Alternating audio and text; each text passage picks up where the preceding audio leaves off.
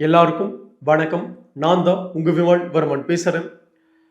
பாட்டாளி மக்கள் கட்சியின் சார்பாக அதிமுக கூட்டணியில மாநிலங்களவை உறுப்பினரா மாற போறாரு பாட்டாளி மக்கள் கட்சி தலைவர் அண்ணன் அன்புமணி ராமதாஸ் அவர்கள். இன்றைய நாள் தலைமைச் செயலகத்துக்கு போய் பாட்டாளி மக்கள் கட்சி சார்பாக அவர்தான் வேட்புமனு தாக்கல் செஞ்சுட்டு வந்தாரு. செய்துட்டு வந்த பின்னாடி அதுல தெளிவாயிடுச்சு. பாட்டாளி மக்கள் கட்சி சார்பாக எம்பியா அண்ணன் அன்புமணி ராமதாஸ் அவர்கள் தான் இருக்க போறாரு. அதுல எந்த மாற்றமும் கிடையாது. இது ஒரு புறம் நடந்திருக்கிற இந்த வேலையில இப்படி பாட்டாளி மக்கள் கட்சியை சார்ந்தவர்கள் அனைவருமே மிகப்பெரிய மகிழ்ச்சியாக இந்த தருணத்தை பார்த்துட்டு இருக்கிற இந்த நேரத்துல தைலாபுரம் அப்படின்னு சொல்லிட்டு ஒரு அணி இருக்கு. தைலாபுரத்துடைய பெரியவர் ராமதாஸ் அவர்கள் இன்னைக்கு ஒரு செய்தியை சொல்லியிருக்கிறாரு. இன்னைக்கு வியாழக்கிழமை. இந்த வியாழக்கிழமை அப்படின்னாவே நம்மளுடைய தைலாபுரத்துடைய பெரியவர் ஏதாவது பாட்டு பாட ஆரம்பிச்சிருவாரு. இன்னைக்கும் ஒரு மிகப்பெரிய ஒரு பாட்டை பாடி வச்சிருக்கிறாரு. என்ன அப்படின்னா, இவர் பாட்டாளி மக்கள் கட்சியுடைய நிறுவனர் மட்டும்தான். இவருடைய தரப்புல இருக்கிறவங்க எல்லாம் உண்மையான பாட்டாளி மக்கள் கட்சியை சார்ந்தவர்களாக எந்த இடத்துலையுமே அங்கீகரிக்கப்படாத போது இவர் ஒரு புறம் பல கோமாளி வித்தைகளை பார்த்தீங்கன்னா செஞ்சிட்டு இருக்கிறாரு. அப்படியாப்பட்ட ஒரு சம்பவம் தான் இன்னைக்கு நடந்திருக்கு. ஏதோ உதவியாளரா மருத்துவர் ஐயா அவர்களோட கூட இருக்கிற உதவியாளரா அந்த உதவியாளருக்கு மாநிலங்களவை உறுப்பினரா மாறுவதற்கான எல்லா சாத்தியக்கூறுகள் இருக்குதான். அதனால பாட்டாளி மக்கள் கட்சின்றது எந்துதான், நான் இருக்கிறது தான் பாட்டாளி மக்கள் கட்சி. ஸோ அதனால நான் யாரை கேண்டிடேட்டா அறிவிக்கிறனோ அவங்க தான் மாநிலங்களவை உறுப்பினரா ஏற்றுக்கொள்ளணும் அப்படின்ற மாதிரி சுவாமிநாதன் அப்படின்ற யாரோ ஒருத்தரை மருத்துவர் ஐயா அவர்கள் அறிவிச்சிருக்கிறாரு. இந்த சம்பவம் தான் மிகப்பெரிய ஒரு கோமாளி சம்பவமா நான் பார்க்கிறேன். ஏன் இந்த வார்த்தையை கோமாளி அப்படின்னு சொல்றேன் அப்படின்னா, வன்னியர் சமூகத்தை எப்படி அழிக்கணும், வன்னியர் ஜாதியை எப்படி அழிக்கணும் அப்படின்னா 87 வயசுல இருக்கிற தைலாபுரத்துடைய பெரியவர் அவர்கிட்ட தான் கேட்கணும். ஏன்னா ஆல்ரெடி உங்களை எந்த இடத்துலயுமே கூட்டணிக்கு கூப்பிடல. திமுக ஒரு புறம் கூப்பிடல, கூப்பிட்டு உதவி செய்ய நிக்க சொல்றாங்க. அதனால நீங்க ஏத்துக்க மாட்டேங்கிறீங்க. அது ஒரு புறம் இருக்க, அதிமுக தரப்புல இருந்து முழு மனதோட நிராகரிச்சுட்டாங்க. அதே போல என்டிஏ மேல இருக்கிற பிஜேபியும் நீங்க எவ்வளவு தூது விட்டாலும் அவங்களும் பெருசா கண்டுக்கல. ஏன்னா உங்க பின்னாடி இருக்கிற கூட்டம்லாம் ஒரு 10 பேர் இருக்கிறான். ஊருக்கு ஒரு 2 பேர் ஒருத்தர் இருக்கிறான். அதுவும் எலெக்ஷன் நெருங்கி பிச்சுக்கிட்டு போயிடுவான். அது வேற கதை, புரியுதுங்களா? அப்படி இருக்கும் ஒரு சூழல்ல உங்களுக்கு என்ன மாதிரியான சீட்டை கொடுக்கறது, என்ன மாதிரியான கூட்டணியை கொடுக்கறதுன்றதுல ஒரு மிகப்பெரிய ஒரு தோய்வு இருக்கு. அதனால உங்களை யாரும் கண்டுக்கல. அப்படி இருக்கும் ஒரு சூழல்ல அதிகாரப்பூர்வமாக பாட்டாளி மக்கள் கட்சின்றது அன்புமணி ராமதாஸ் அவர்கள் தான் அப்படின்னு தேர்தல் ஆணையம் சொல்லிடுச்சு. அதுக்கப்புறம் டெல்லி உயர்நீதிமன்றம் சொல்லிடுச்சு. அதற்கு பிற்பாடு சென்னை உயர்நீதிமன்றம் சொல்லிடுச்சு. இப்ப ஒரு 4 நாட்களுக்கு முன்னாடி சிவில் கோர்ட் அவங்களும் காரியம் மூஞ்சிட்டாங்க. இப்படி எல்லா வேலையும் பார்த்தீங்கன்னா நடந்தும் கூட இன்னைக்கு வரைக்கும் என் மீசையில மண்ணு ஓட்டல, நான் பண்றத எல்லாமே சரிதான், நான் பண்ற கோமாளித்தனத்தை நான் பண்ணிக்கிட்டே இருப்பேன் அப்படின்ற மாதிரி தைலாபுரத்துல இருக்கிற ஒட்டுமொத்த பேரும் பண்ணிட்டு இருக்கிறாங்க. அப்படியாப்பட்ட ஒரு வேலை தான் மாநிலங்களவை உறுப்பினரா யாருக்குன்னே தெரியாம சுவாமிநாதன் ஒரு ஆள் யாரு இந்த சமூகத்துக்காக என்ன பண்ணிருக்கிறாரு, பாட்டாளி மக்கள் கட்சிக்காக இது வரைக்கும் என்ன பண்ணிருக்கிறாரு, ஒரு 10 பேருக்கு என்ன உதவி இருக்கிறாரு, என்ன நடந்திருக்கு, அவரை எத்தனை வன்னியர்களுக்கு தெரியும், எத்தனை பாட்டாளி மக்கள் கட்சியை சார்ந்தவர்களுக்கு தெரியும், சொல்லுங்க. தைலாபுரத்துடைய பெரியவர் ராமதாஸ் அவர்களே சொல்லுங்க, நாங்களாம் தெரிஞ்சுக்கிறோம். வன்னியர் சமூகத்தை எப்படியாவது குட்டி சேவரா ஆக்கியே தீரணும். 2026 சட்டமன்ற தேர்தலில் நான் எடுக்காத முடிவை எவனாவது எடுத்தீங்க அப்படின்னா இந்த ஜாதியை அழியணும் அப்படின்ற விஷயத்தோட கங்கணம் கட்டிக்கிட்டு இருக்கீங்களா?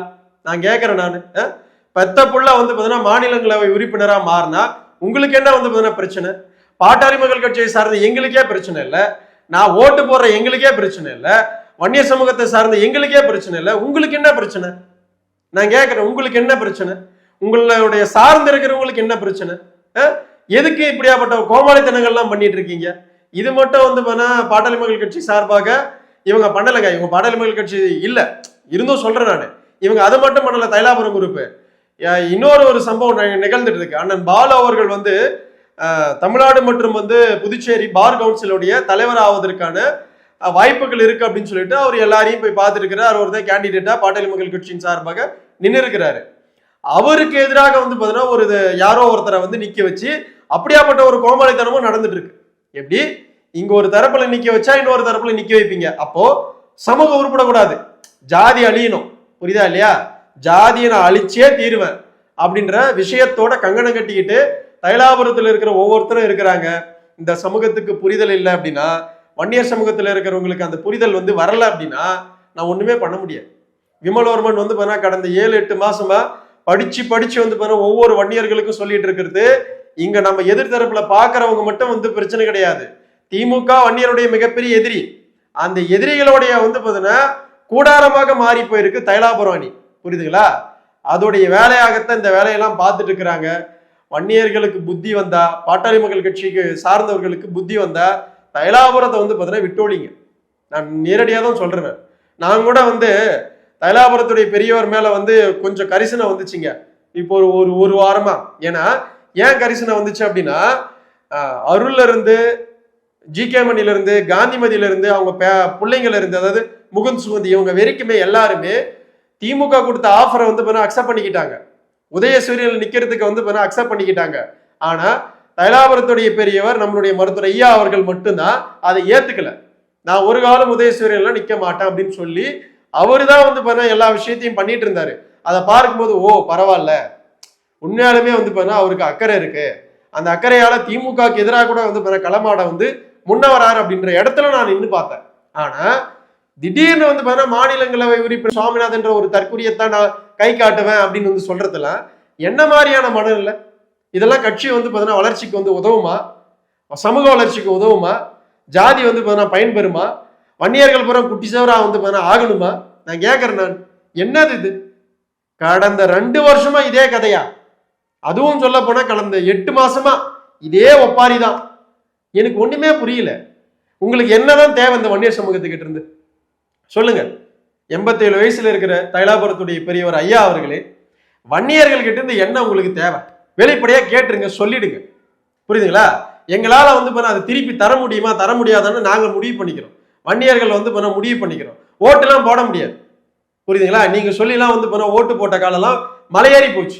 ஓட்டு போட மாட்டோம். புரியுதுங்களா? எங்களுக்கு மானம், ரோசம், சூடு, சொரணை எல்லாம் இருக்கு. கடந்த 5 வருஷமா வன்னியர்களுக்கு 10.5% தராம ஏமாத்தின திமுகவை வீட்டுக்கு அனுப்பியே தீரணும்ன்ற ஒரே ஒரு குறிக்கோளோட தான் ஒவ்வொரு வன்னியர்களும், மானமுள்ள வன்னியர்கள், மானமற்ற வன்னியர்கள் நம்ம எதுவும் சொல்றது இல்லை, மானமுள்ள வன்னியர்கள் ஒவ்வொருத்தரும் நாங்கெல்லாம் இருக்கோம். புரியுதுங்களா? அப்படியாப்பட்ட ஒரு கும்பலோட கூட்டி சேர்ந்துக்கிட்டு அருள்ல இருந்து, ஜிகே மணில இருந்து, காந்திமதியில இருந்து எல்லாரும் தெரிவிங்க. உங்களுக்கு எல்லாம் நாங்க வெண்சாமரம் வீசணுமா? சொல்லுங்க. என்ன தேவை வன்னியர் சமூகத்துக்கு எதிர்பார்க்கறீங்க? சொல்லுங்க, வெளிப்படையா சொல்லிடுங்க. எங்களுக்கு இதுதான் தேவை, எங்களுக்கு அதுதான் தேவை அப்படின்னு சொல்லிடுங்க வன்னியர் ஜாதி கிட்ட. நாங்க முடிவு பண்ணிக்கிறோம். புரியுதுங்களா? எதுக்கு இப்படி ஜாதியை குட்டிச்சவரா ஆக்கிட்டு இருக்கீங்க? கட்சியை ஏன் குட்டிச்சவரா ஆக்கிட்டு இருக்கீங்க? இதை எதிர்த்து கேட்கறதுக்கு யாருமே இல்லைன்ற தைரியமா? யாரும் கேட்க மாட்டான் அப்படின்ற தைரியமா? நான் கேட்கிறேன். என்னது இது?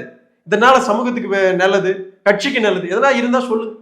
நானும் தெரிஞ்சுக்கிறேன். மனசுக்கு அவ்வளவு சங்கடமா இருக்குதுங்கய்யா. கடந்த 8 மாசமா உங்களை அவ்வளவு கஷ்டமா இருக்கு, வெளியே சொல்ல முடியல. நீங்க பண்ணிட்டு இருக்கிற செயல்பாடுகள் சமூகத்துக்கு மிகப்பெரிய கஷ்டத்தை கொடுத்துட்டு இருக்கு. இது உங்களுக்கு இன்னமும் புரியாம உட்காந்துக்கிட்டு என் உதவியாளர்னு சொல்லிட்டு ஒரு தற்கொலையை கூட்டிட்டு மாநிலங்கள், அவனுக்கு முதல்ல மாநிலங்களவையில் போய் நிக்கிறதுக்கான அந்த ரைட்ஸ் இருக்கா? என்னது இது? என்ன விளையாட்டா? அதெல்லாம் சமூகம் உங்களுக்கு இன்னும் விளையாட்டா?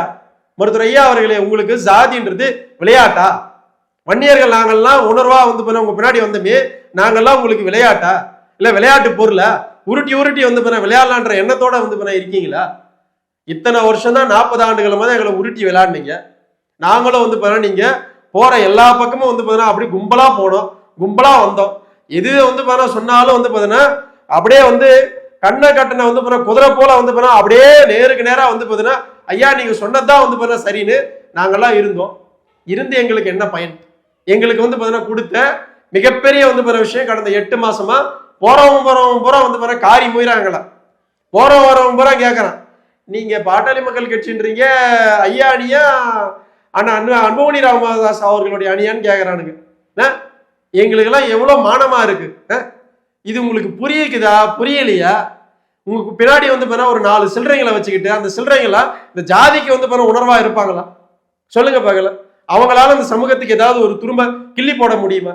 எதையுமே கிள்ளி போட முடியாம இருக்கிற அந்த தற்கொலைகளை நம்பிக்கிட்டு பெத்த பிள்ளைய வீட்டுக்கு வந்த மருமகளை எதிர்த்துக்கிட்டோம். ஒட்டுமொத்த பாட்டாளி மக்கள் கட்சியை சார்ந்தவர்களுடைய மனநிலையை வந்து எதிர்த்துக்கிட்டோம். இப்படியாப்பட்ட ஒரு பிழைப்புவாதம் வந்து நடத்த வேண்டிய அவசியம் என்னது இது? இப்ப தெளிவா தெரிஞ்சு போச்சுங்க. வன்னியர்கள் எல்லாம் தெளிவா புரிஞ்சுக்குங்க. 2026 சட்டமன்ற தேர்தலில் தைலாபுரம் அணி செய்யப்பெரிய மிக முக்கியமான விஷயம் என்னன்னா, எங்கெல்லாம் பாட்டாளி மக்கள் கட்சி அன்புமணி ராமதாஸ் அவர்களுடைய தரப்புல இருந்து நிக்கிறாங்களோ அதற்கு எதிராக வந்து ஏதாவது ஒரு கேண்டிடேட்டை டம்மி ஆளை வந்து திமுக கொடுக்குற பணத்துக்காக நிக்க வச்சு 1000-2000 ஓட்டை வந்து பிரிக்கிறது தான் அவங்களுடைய மிகப்பெரிய வேலையே. புரியுதுங்களா? இந்த சமூகம் உருப்படக்கூடாது, இந்த ஜாதி அழியணும், பாட்டாளி மக்கள் கட்சி வந்து அழியணுன்ற அந்த அஜெண்டாவுக்கு திமுக கொடுத்திருக்கிற தெளிவான ஒரு அஜெண்டாவை பண்ணிட்டு இருக்காங்க. புரியுதுங்களா? மானமுள்ள வன்னியர்கள் இன்னமும் தைலாபுரம் பக்கம் இருந்தீங்கன்னா உதறி தள்ளிட்டு வந்துருங்க. புரியுதுங்களா? எங்களுக்கு மானமே கிடையாது, எங்களுக்கு சூடு சொரணை கிடையாது அப்படின்னா இருந்துட்டு போங்க. புரியுதுங்களா? எனக்கு அதை பத்திலாம் கவலையே இல்லைன்ற இடத்துக்கு தான் நாங்களாம் வந்திருக்கோம். என்னங்க இதுங்க, என்னங்க அரசியல் பண்றாங்க? நாமளும் கடந்து போயிடலாம்.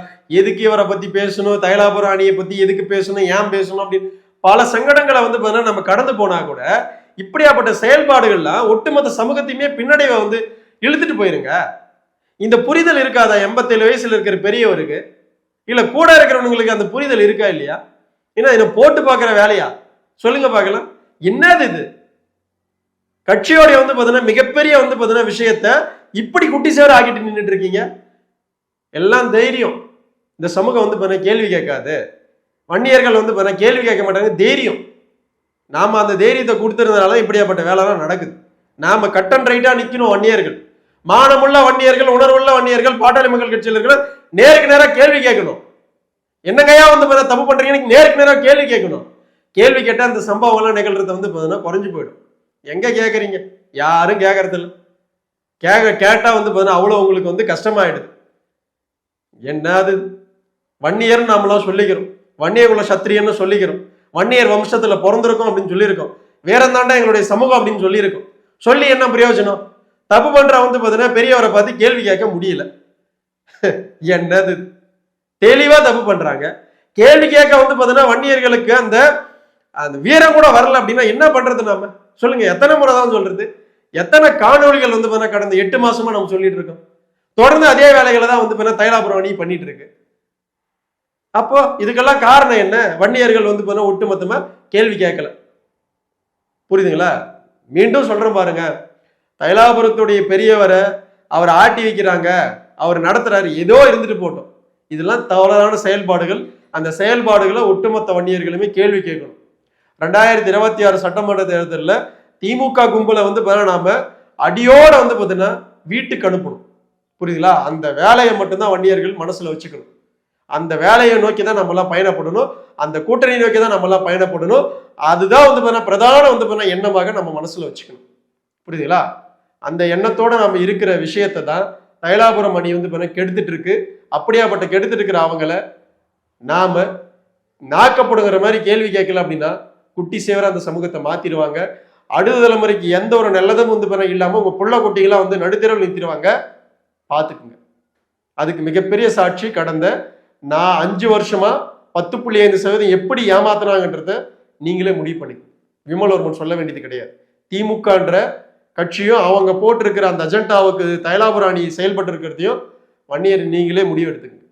விமல்வர்மன் முடிவெடுக்கு சொல்லலை, நீங்க எடுத்துக்கங்க.